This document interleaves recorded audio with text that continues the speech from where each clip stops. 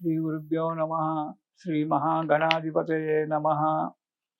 ఇక మన ఫిబ్రవరి మాస ఫలితాలలో సింహరాశి వారికి చూసుకున్నట్టయితే, ఈ రాశి వారికి ఈ నెలలో బంధుమిత్ర విరోధము, జాగ్రత్తగా ఉండండి. బంధుమిత్ర విరోధం జరుగుతుంది.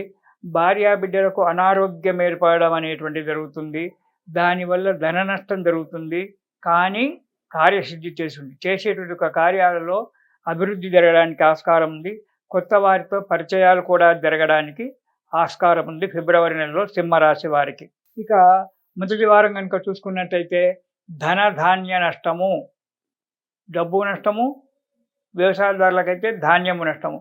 అక్కడ రెండు రకాల ధాన్యం నష్టం అవుతుంది, దానివల్ల వచ్చేటువంటి డబ్బు నష్టపోవడం జరుగుతుంది. అందుకే ధనధాన్య నష్టం.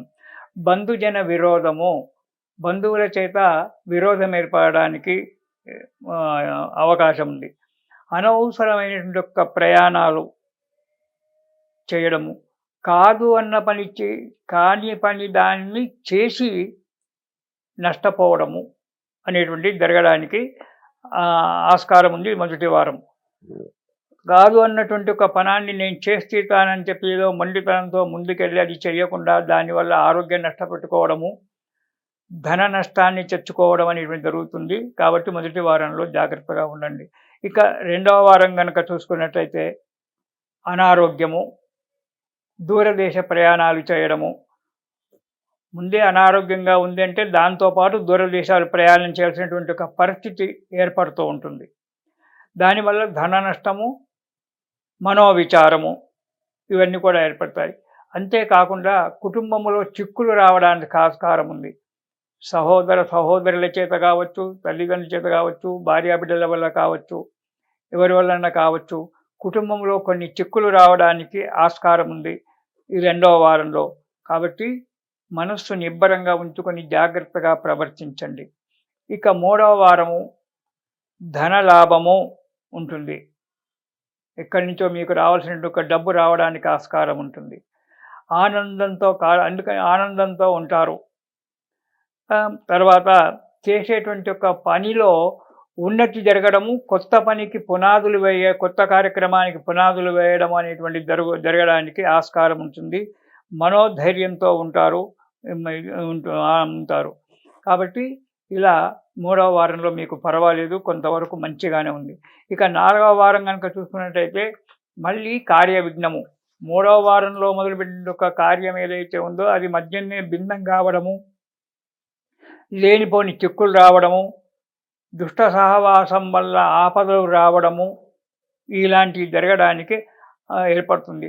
అంతేకాకుండా అనారోగ్యము, స్థాన చలనం అనేటువంటి జరగడానికి ఆస్కారం ఉంది. కాబట్టి ఉద్యోగంలో భంగం రావడానికి కూడా ఆస్కారం ఏర్పడుతుంది ఈ సింహరాశి వారికి ఈ నాలుగవ వారంలో. ఉద్యోగ విషయంలో ఉద్యోగస్తులు జాగ్రత్తగా పని చేసుకొని జాగ్రత్తగా ఉండండి. మీ దిక్కు తప్పు లేకుండా చూడండి. తర్వాత వ్యాపారస్తులు కానీ, వ్యవసాయదారులు కానీ తగు జాగ్రత్తగా ఉండి ఇటు ఆరోగ్యాన్ని కాపాడుకుంటూ ఇటు ముందుకు అడుగు వేయండి. అయితే ఈ రాశివారు, సింహరాశి వారు ఈ నెలలో అధైర్యపడకుండా శ్రీ లక్ష్మీ నృసింహ కరావలంబన స్తోత్రం అనేటువంటిది ఉంటుంది. ఆ లక్ష్మీ నృసింహ కరావలంబ స్తోత్రాన్ని ప్రతిరోజు కూడా మీరు ఒకసారి పారాయణం చేయండి. ఆ లక్ష్మీ నృసింహస్వామి మిమ్మల్ని సదా కాపాడుతాడు. గురువుగారు అన్ని స్తోత్రాలు చెప్తున్నాడు, మాకు ఎక్కడ దొరుకుతాయి పుస్తకాలు అంటే, పుస్తకాలు కొనవలసినటువంటి ఒక అవసరం ఏమీ లేదు. మీరు మీ ఫోన్లో యూట్యూబ్లో స్తోత్రనిధి అనేటువంటి ఒక యాప్ కనుక మీరు దాన్ని పెట్టుకున్నట్టయితే, అందులో వెతుక్కుంటే నేను చెప్పేటువంటి ఒక స్తోత్రాలన్నీ కూడా అందులో దొరుకుతాయి. పూర్వకాలంలో అంటే వేరే ఉండే, ఇప్పుడు అన్నీ మనకు చేతిలోనే ఉంటున్నాయి. కాబట్టి అవన్నీ కూడా వెతుక్కొని ఆ కరావలంబ స్తోత్రం, లక్ష్మీ నృసింహ కరావలంబ స్తోత్రం జగద్గురు శంకరాచార్యుల వారు రచించినటువంటిది. ఆ కరావలంబ స్తోత్రాన్ని ప్రతిరోజు ఒకసారి చదువుకున్నట్టయితే ఈ కష్టం నుంచి బయటపడి ఆ లక్ష్మీ నరసింహస్వామి మీకు దగ్గర తీసుకొని మీ ఆపదలను పోడగొట్టి మిమ్మల్ని రక్షిస్తుంటాడు. ఇది శుభం.